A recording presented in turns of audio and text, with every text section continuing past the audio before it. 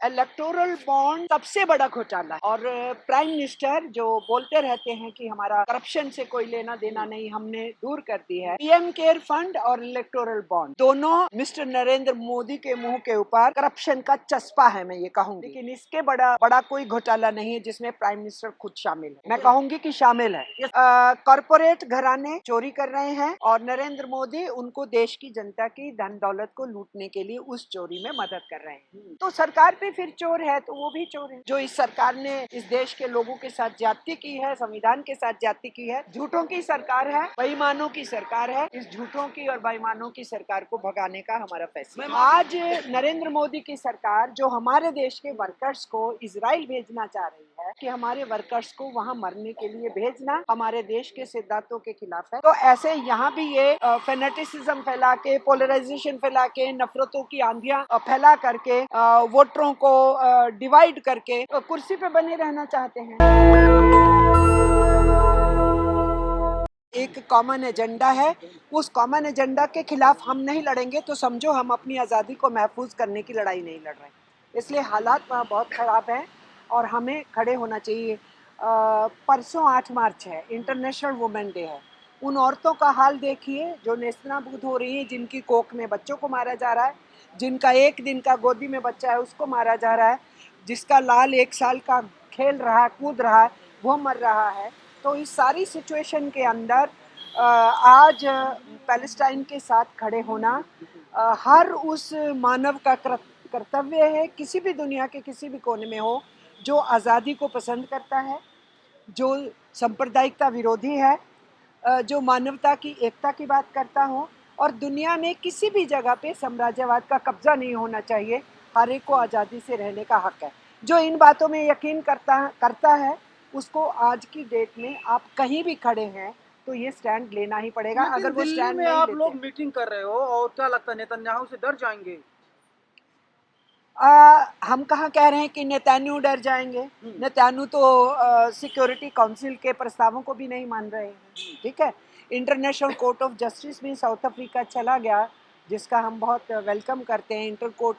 International court of justice में 16-1 के vote से, 15-2 के वोट से भी ये कह दिया गया कि तुरंत सीज फायर होना चाहिए, और नेतन्याहू नहीं माना है। तो उसको डराने का प्रश्न नहीं है। पूरी दुनिया के अंदर ये माहौल क्रिएट करने का प्रश्न है कि उनको निंदा करो जो इस वक्त मानवता का नरसंहार कर रहे हैं। तो ये है, आज नहीं सुन रहा है, लेकिन पूरी दुनिया की जो आवाज़ है वो इजराइल का खुद का आवाम जो नेतन्याहू के खिलाफ खड़ा है, वो आवाम मजबूत होगा, नेतन्याहू नहीं सुनेगा।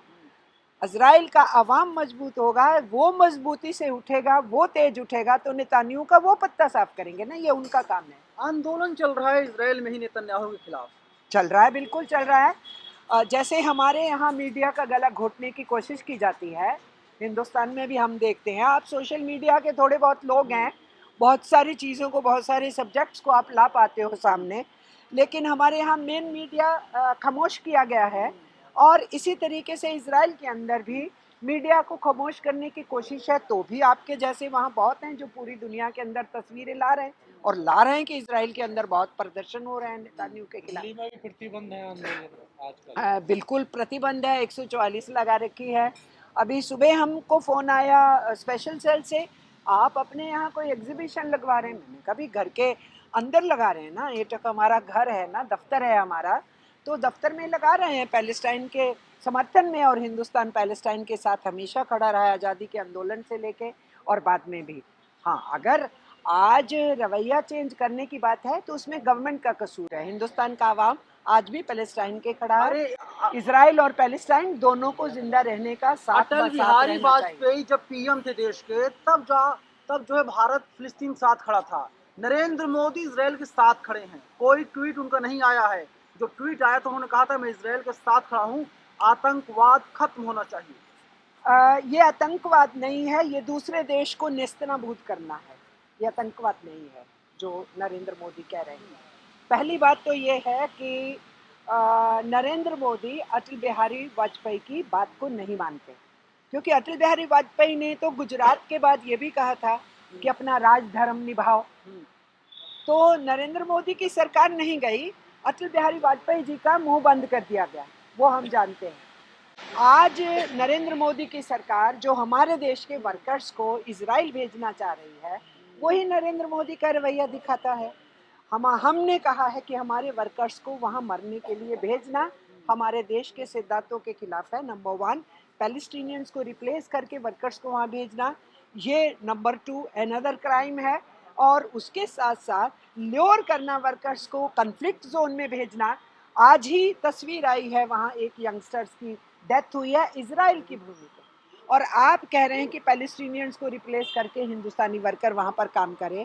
तो ये सब कुछ जो हो रहा है, हमारी जो गवर्नमेंट स्टैंड ले रही है, हम सरप्राइज नहीं है, ये यही स्टैंड लेंगे क्योंकि शुरू से इसी टाइप के रहे हैं। जैसे वो जायनिस्ट हैं, तो ऐसे यहाँ भी ये फेनेटिसिज्म फैला के, पोलराइजेशन फैला के, नफ़रतों की आंधियाँ फैला करके, वोटरों को डिवाइड करके कुर्सी पे बने रहना चाहते हैं। तो उस सारी सिचुएशन में पैलेस्टाइन के साथ खड़े होना, इजराइल का विरोध करना, अपने देश की आज़ादी को मजबूत करना है और ऐसी हुकूमतों को चुनौती देना है जो हमारे मुल्क में। एक हफ्ते बाद भारत में चुनाव की तारीखों का ऐलान हो सकता है, कभी भी 13 तारीख के बाद हो सकता है। इलेक्टोरल बॉन्ड का मामला बहुत आजकल चर्चा में है, उससे लेकर क्या सोचती हैं आप? इलेक्टोरल बॉन्ड सबसे बड़ा घोटाला है, और प्राइम मिनिस्टर जो बोलते रहते हैं कि हमारा करप्शन से कोई लेना देना नहीं, हमने दूर कर दी है। पीएम केयर फंड और इलेक्टोरल बॉन्ड दोनों मिस्टर नरेंद्र मोदी के मुंह के ऊपर करप्शन का चस्पा है, मैं ये कहूँगी। तो इसलिए इससे बड़ा घोटाला, इस देश के अंदर बहुत घोटाले हुए हैं, पहले रिजीम्स के टाइम में भी हुए हैं, लेकिन इसके बड़ा कोई घोटाला नहीं है जिसमें प्राइम मिनिस्टर खुद शामिल है। मैं कहूँगी कि शामिल है। एसबीआई तो कह रहा है कि आप हमको 30 जून तक समय दीजिए, हम ताकि बताएंगे इलेक्शन खत्म हो जाए। किन लोगों ने कितना रुपया कैसे कैसे दिया है। अजी, स्टेट बैंक ऑफ इंडिया के अंदर जिनको बिठाया गया है, उनकी यहाँ से कान मरोड़ करके उनसे जो मर्जी करवाया जा सकता है। इसलिए 30 जून की डेट इसलिए डिक्लेयर कर रहे हैं कि इलेक्शन प्रोसेस खत्म हो जाए, और इनके जिन चोरों ने इनका साथ दिया है लगातार इस देश के अंदर अफरा तफरी फैलाने का, उन चोरों को बचाया जा सके। तो 30 जून की डेट उन्होंने दी है। कौन है चोर? आप चोर बोल रही खुल करके। कॉरपोरेट घराने चोरी कर रहे हैं, और नरेंद्र मोदी उनको देश की जनता की धन दौलत को लूटने के लिए उस चोरी में मदद कर रहे हैं। तो सरकार पे फिर चोर है तो वो भी चोर है। In house meeting Delhi police बाहर घूम रही है, मालूम है, उन्होंने हमें सुबह फोन करके पूछा था, हमने कहा कि एग्जीबिशन है, आप भी आइए और देखिए। अच्छा, जिस तरीके से state bank of India supreme court जाता है, समय मांगता है, क्या आपको लगता है कि सुप्रीम कोर्ट एसबीआई को समय दे देगा 30 जून तक के लिए? ये मैं तो नहीं कह सकती ना, ये तो जज साहब तय करेंगे कि वो क्या करेंगे क्या नहीं, लेकिन हम समझते हैं कि उन्होंने अगर इतना बड़ा बोल्ड स्टेप लिया है तो उनको एसबीआई की इस बात को नहीं मानना चाहिए, क्योंकि इलेक्टोरल बॉन्ड का सीधे सीधे क्या बोलते हैं, अनफेयर प्रैक्टिस है, और ये लेवल प्लेइंग फील्ड नहीं है। उसके अंदर फेवर किया गया है, कॉरपोरेट घरानों ने बीजेपी को फेवर किया है विजे विज अपोजिशन पार्टीज। तो ये इलेक्शन के ऊपर इम्पैक्ट डाल रहा है, तो इसके बारे में दूध का दूध पानी का पानी तो पहले होना चाहिए ना चुनाव से। लेकिन सुप्रीम कोर्ट के जजेस हैं, वो क्या फैसला लेंगे, हम तो नहीं उनको कह सकते कि आप क्या फैसला लो। बताया ना सुप्रीम कोर्ट ने, तो उन्होंने तो बताया ही है अनकॉन्स्टिट्यूशनल है, वो कह चुके हैं ये अनकॉन्स्टिट्यूशनल है जो किया गया है। इस तरीके से इलेक्टोरल बॉन्ड को ट्रांसपेरेंट नहीं रखना, पार्लियामेंट की जवाबदेही नहीं होना, सीएजी की जवाबदेही नहीं होना, राइट टू इन्फॉर्मेशन एक्ट का उसके ऊपर लागू नहीं होना, इसलिए ये अनकॉन्स्टिट्यूशनल उन्होंने कहा है।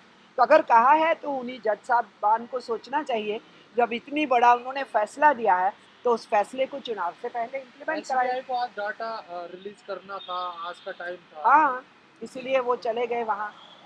तो हेडक्वार्टर है ना यहाँ बीजेपी का, वहाँ से निर्देश हुआ होगा, उस निर्देश को लेके चले गए। अच्छा, मतलब एसबीआई जो है वो जो बीजेपी हेडक्वार्टर वाले बोलते वही करती है। नेचुरली बीजेपी रूल कर रही है ना, तो बीजेपी जो रूल कर रही है, तो बीजेपी हेडक्वार्टर में ही तो अभी आए थे 3 दिन पहले भी नरेंद्र मोदी, और वहाँ बैठ कर के कुछ सलाह मशवरा हुई थी। तो नेचुरली बीजेपी रूल कर रही है, तो बीजेपी के हेडक्वार्टर से निर्देश जा रहे हैं सब जगह।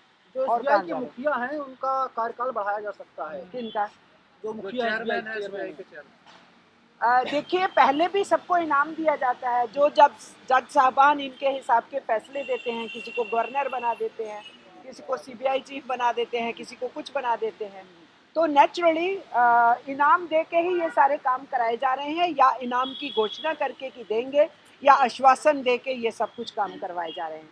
तो अगर लोगों का जो उन आश्वासनों पे या प्रलोभ पे काम कर रहे हैं, अगर उनकी रीढ़ की हड्डी नहीं है, उनकी आत्मा को कुछ चोटता ही नहीं है, उनको चारों तरफ कुछ समझ ही नहीं आता है कि मुल्क के साथ क्या हो रहा है, तो ये उनकी सोच है, मैं उस पर क्या कहूँ। पर मैं ये समझती हूँ उनकी रीढ़ की हड्डी नहीं है। बीजेपी फंस गई है क्या? बिल्कुल बीजेपी फंसी हुई है। आप देखिए इस सारे मुद्दे को, इन सारे इश्यूज को जो इस सरकार ने इस देश के लोगों के साथ ज्यादती की है, संविधान के साथ ज्यादती की है, नीचे हम लेके जाएंगे जनता में। हम ट्रेड यूनियंस इसके ऊपर बिल्कुल अहद किए। कल मोदी जी तेलंगाना में थे, उन्होंने कहा कि टीवी वाले हमको दिखाते ही नहीं है, मैं जो बोलता हूँ खबर बनती ही नहीं है। मोदी के अलावा अखबार के कौन सा पेज है जहां मोदी की फोटो नहीं है? झूठ बोल रहे हैं मोदी जी। और बिल्कुल वो कब झूठ नहीं बोलते थे, अपनी डिग्रियों से लेके आज तक सारे झूठ ही तो उन्होंने बोले। 2 करोड़ देने थे, दिए नहीं। अब वो कह रहे हैं कि इकोनॉमी बहुत बढ़िया हो गई है, तो झूठ ही तो बोल रहे हैं, लगातार झूठ चल रहा है। तो झूठों की सरकार है, बेईमानों की सरकार है। इस झूठों की और बेईमानों की सरकार को भगाने का हमारा फैसला। मैम आखिरी सवाल ले लीजिए। कलकत्ता हाई कोर्ट के जज साहब इस्तीफा दे रहे हैं और बीजेपी में जा रहे हैं, चुनाव लड़ेंगे। So nothing new. बहुत सारे लोगों को, बहुत से ब्यूरोक्रेट्स को, बहुत से जजेस को, बहुत से और लोगों को ये ल्योर करते हैं, अपने यहाँ लाते हैं। तो वही बंगाल है ना, फिर किसको टिकट दिया? भगाना तो इन्होंने था, पर उन्हीं से कहा कि कह दो मैंने चुनाव नहीं लड़ना।